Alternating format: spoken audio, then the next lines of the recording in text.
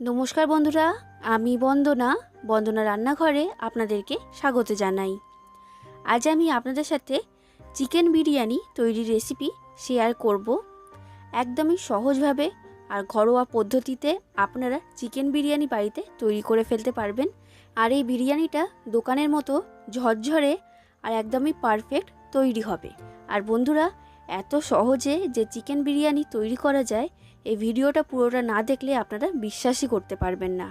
আর যারা প্রথম বিরিয়ানি তৈরি করছেন বা যাদের বিরিয়ানি তৈরি করলে পারফেক্ট হয় না, তারা এই ভিডিওটা দেখে বাড়িতে বিরিয়ানি বানাতে পারেন।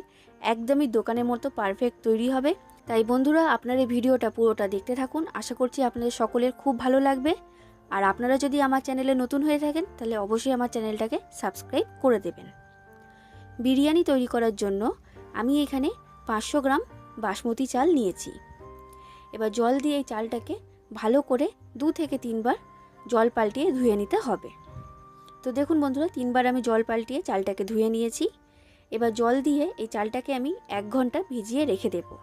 চালটাকে কিন্তু অবশ্যই 1 ঘন্টা ভিজিয়ে রাখবেন, তবেই কিন্তু বিরিয়ানি রাইসটা একদমই ঝরঝরে আর পারফেক্ট তৈরি হবে। এরপর দেখুন বন্ধুরা, আমি এখানে নিয়েছি 500 গ্রাম চিকেনটাকে আমি খুব ভালো করে পরিষ্কার করে জল দিয়ে ধুয়ে নিয়েছি। এবার এর মধ্যে আমি দিয়ে দিচ্ছি সামান্য পরিমাণ লবণ, বড় চামচের 1 চামচ কাশ্মীরি লাল লঙ্কার গুঁড়ো। এরপর দিচ্ছি খুবই সামান্য পরিমাণ হলুদের গুঁড়ো। হলুদ এখানে খুব বেশি ব্যবহার করবেন না, সামান্য পরিমাণ ব্যবহার করতে হবে। এরপর দিচ্ছি বড় চামচের 1 চামচ জিরে গুঁড়ো আর বড় চামচের 1 চামচ ধনে গুঁড়ো। এরপর এর মধ্যে দিয়ে দিচ্ছি আমি পাতিলেবুর রস। আমি এখানে অর্ধেকটা পাতিলেবুর রস এর মধ্যে দিয়ে দিলাম। এইবার এই সব মশলাগুলোকে চিকেনের সাথে আমি ভালো করে মাখিয়ে নিচ্ছি।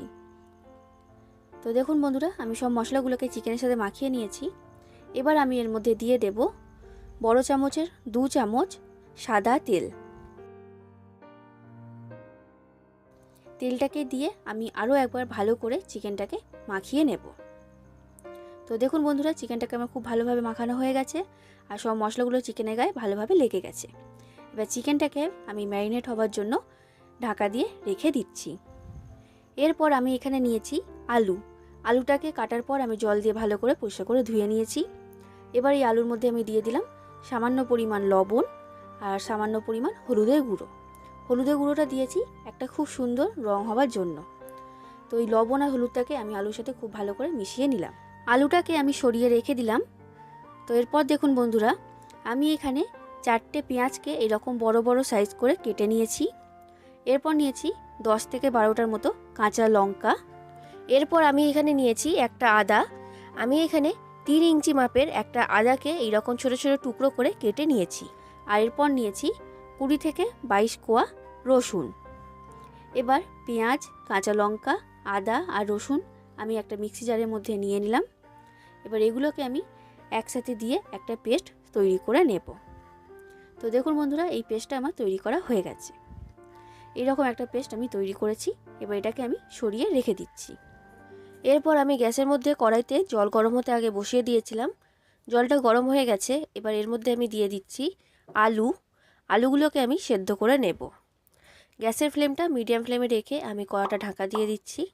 আর আলুগুলোকে কিন্তু পুরোপুরি সেদ্ধ করলে হবে না, একটু শক্ত থাকবে, এইরকমভাবে সেদ্ধ করে নিতে হবে। কারণ আলুটা আমি দমে বসাবো, তখন বাকিটা সেদ্ধ হয়ে যাবে। তো দেখুন বন্ধুরা, আলুটা আমার খুব ভালো মতো সেদ্ধ হয়ে গেছে। এর থেকে বেশি সেদ্ধ আমি করব না। এবার আমি জলের মধ্যে থেকে আলুগুলোকে একটা পাত্রের মধ্যে তুলে নিয়েছি। আলুটা এখন আমি সরিয়ে রেখে দিচ্ছি। 1 ঘন্টা হয়ে গেছে বন্ধুরা। এবার আমি বিরিয়ানির জন্য রাইসটা তৈরি করে নেব। গ্যাসের মধ্যে একটা বড় পাত্রে জল গরম হতে বসিয়ে দিয়েছি। এবার এই জলের মধ্যে আমি দিয়ে দিচ্ছি বড় চামচে 3 চামচ লবণ। লবণের পরিমাণটা এখানে একটু বেশিই দেবেন। এই জলটা যেন সমুদ্রের জলের মতো লবণাক্ত হয়, সেই বুঝেই লবণটা ব্যবহার করতে হবে। এবার এর মধ্যে দিয়ে দিচ্ছি 2টো তেজপাতা। আর এরপর দিচ্ছি গোটা গরম মশলা।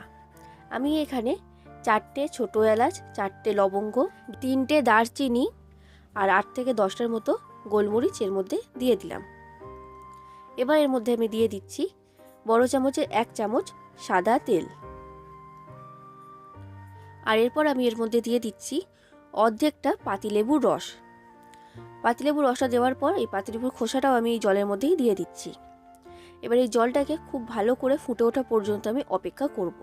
এবার দেখুন বন্ধুরা, বাসমতি চালটা আমি এখানে নিয়ে নিয়েছি, আর এইদিকে জলটা খুব ভালো মতো ফুটে উঠতে শুরু করে দিয়েছে। এবার এই জলের মধ্যে আমি দিয়ে দিচ্ছি এই বাসমতি চালগুলো। এবার ভাতটাকে বা রাইসটাকে আমি তৈরি করে নেব। আর রাইসটাকে পুরোপুরি সেদ্ধ করলে হবে না, 80%-এর মতো সেদ্ধ করতে হবে। পুরোপুরি সেদ্ধ হয়ে গেলে কিন্তু ভাতটা একদমই ঝরঝরে তৈরি হবে না। তো দেখুন বন্ধুরা, 4 থেকে 5 মিনিটের মতো সময় লেগেছে ভাতটা তৈরি হতে। এর থেকে বেশি আমি আর সেদ্ধ করব না, একটু শক্ত রেখে ভাতটাকে আমি নামিয়ে নিচ্ছি। আর এই জলের মধ্যে থেকে ভাতটাকে ছেঁকে আমি একটা ঝুড়ির মধ্যে তুলে নিচ্ছি। তো দেখুন বন্ধুরা, আমি সব ভাতটাকে এই ঝুড়ির মধ্যে তুলে নিয়েছি। এর মধ্যে যেটুকু ফ্যান রয়েছে সেটা ভালো মতো যাতে ঝরে যায়।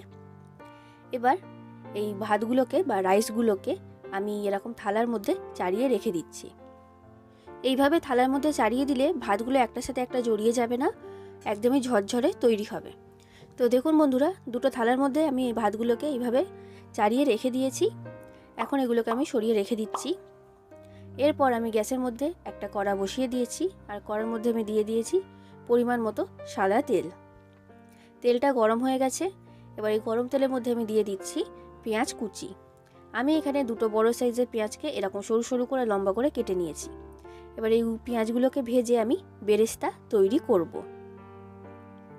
তো দেখুন বন্ধুরা, পেঁয়াজের বেরেস্তা আমার তৈরি করা হয়ে গেছে। এবার তেলের মধ্যে থেকে এগুলোকে আমি তুলে নিচ্ছি। পেঁয়াজের বেরেস্তা আমার তৈরি হয়ে গেছে, এটাকে আমি সরিয়ে রেখে দিলাম। এরপর আমি এখানে নিয়ে নিয়েছি ম্যারিনেট করে রেখে দেওয়া চিকেন। এবার চিকেনের পিসগুলোকে আমি প্রথমে ভেজে নেব। যে তেলটা রয়েছে এই তেলের মধ্যে আমি বাকি রান্নাটা করে নেব। এবার এই তেলের মধ্যে আমি দিয়ে দিচ্ছি চিকেনের পিসগুলো। আমি সব চিকেন একবারে দিয়ে দেব না, আমি দুবারে চিকেনগুলোকে ভেজে নেব।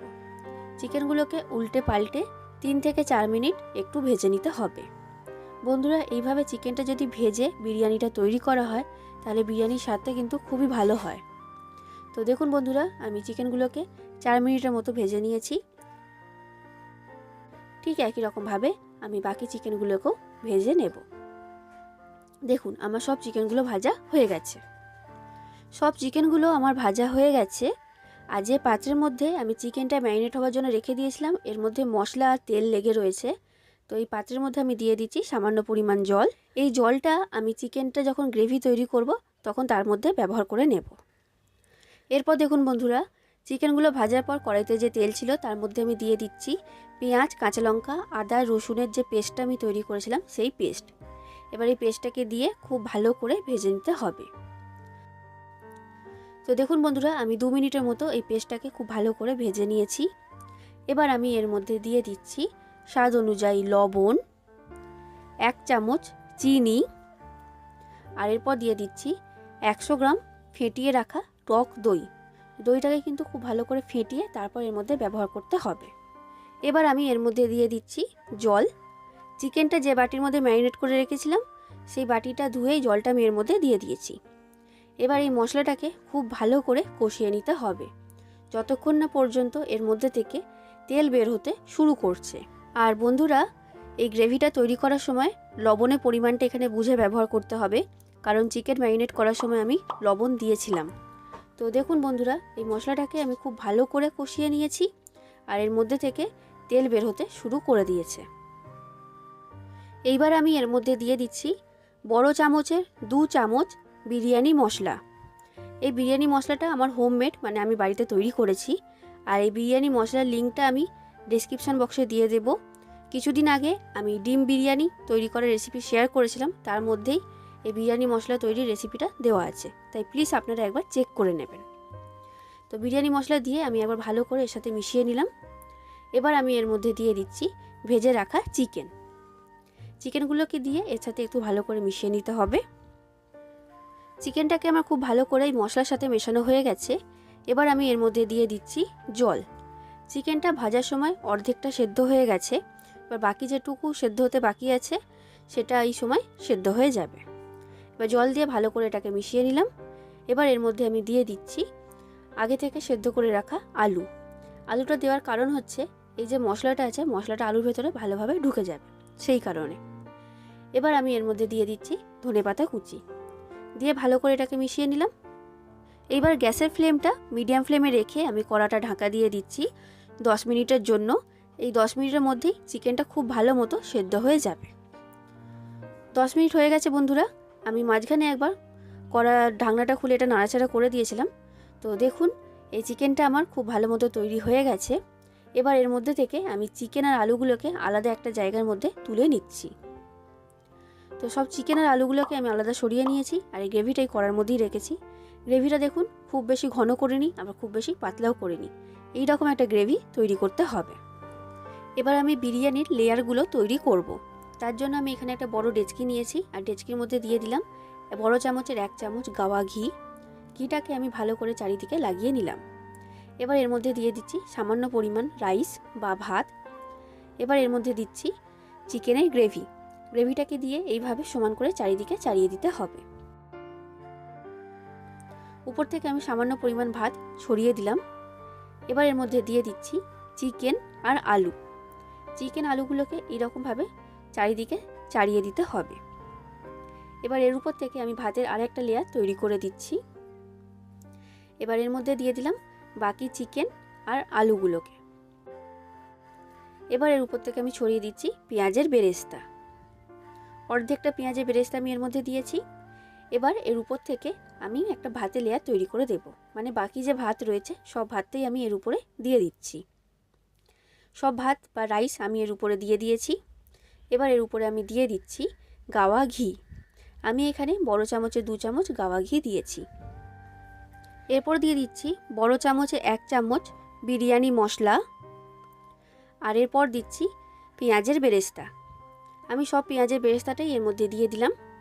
এরপর আমি এর মধ্যে দিয়ে দিচ্ছি 3 চামচ কেওড়া জল আর 2 চামচ গোলাপ জল। এরপর দেখুন বন্ধুরা, আমি এখানে ছোট বাটির 1 বাটি দুধের মধ্যে কেশর আর ফুড কালার, মানে কেশর ফুড কালার এর মধ্যে মিশিয়ে রেখে দিয়েছিলাম।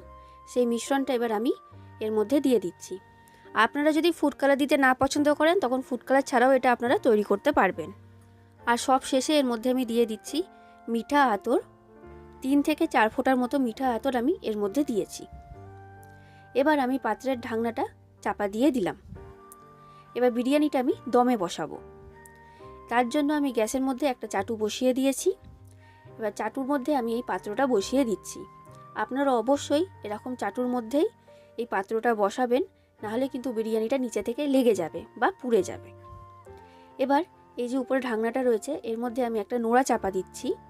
আপনারা ভারী যে কোনো কিছু এর উপরে চাপিয়ে দেবেন, তাহলে এটা খুব ভালো মতো দমে তৈরি হবে। এবার দেখুন বন্ধুরা, প্রথম 5 মিনিট গ্যাসের ফ্লেমটা হাই ফ্লেমে রেখে বিরিয়ানিটা দমে রাখতে হবে। 5 মিনিট হয়ে যাবার পর গ্যাসের ফ্লেমটা কমিয়ে 10 মিনিট দমে রাখবেন। একদমই লো ফ্লেমে রাখতে হবে তখন। সব মিলিয়ে মোট 15 মিনিট বিরিয়ানিটাকে দমে দিতে হবে। তো দেখুন বন্ধুরা, বিরিয়ানিটা আমি 15 মিনিট দমে দিয়েছিলাম। বিরিয়ানিটা এখন আমার তৈরি হয়ে গেছে। গ্যাসের ফ্লেমটা আমি বন্ধ করে দিয়েছি।